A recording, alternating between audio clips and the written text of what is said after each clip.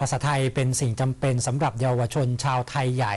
ที่อาศัยอยู่ในประเทศไทยนะครับเพราะพวกเขาต้องสื่อสารกับคนรอบข้างทำให้การเรียนรู้ภาษาไทยมีความจำเป็นต่อชีวิตประจำวัน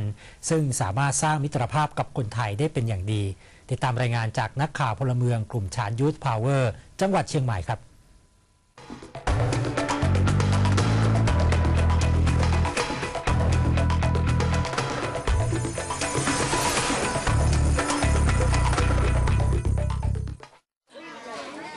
น้องสมบูรณ์เป็นชาวไทยใหญ่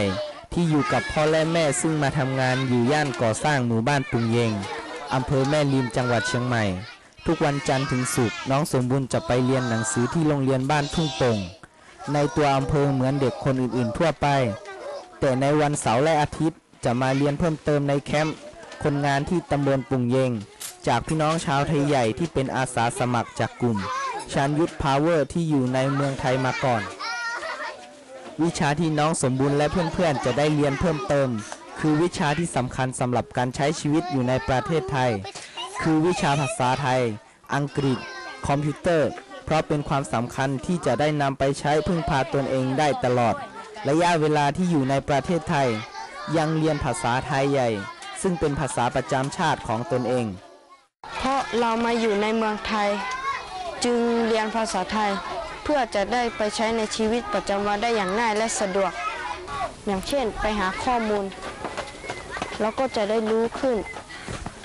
เวลาหาข้อมูลในอินเทอร์เน็ตเราก็พิมพ์ภาษาไทยลงได้อย่างง่ายขึ้นส่วนภาษาไทยใหญ่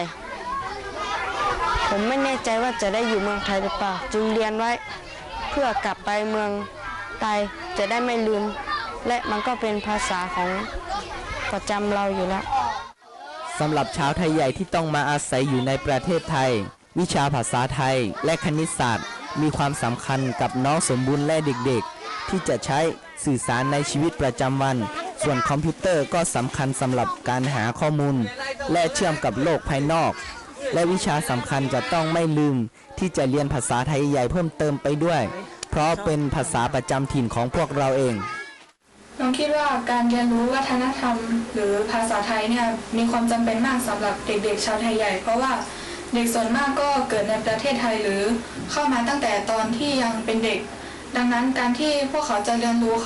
และเข้าใจในวัฒนธรรมของคนไทยหรือสามารถพูดจะสื่อสารพูดภาษาไทยได้การใช้ชีวิตของพวกเขาก็จะง่ายขึ้นถึงแม้จะต้องข้ามจากประเทศพม่ามาอยู่ในประเทศไทยด้วยความจำเป็น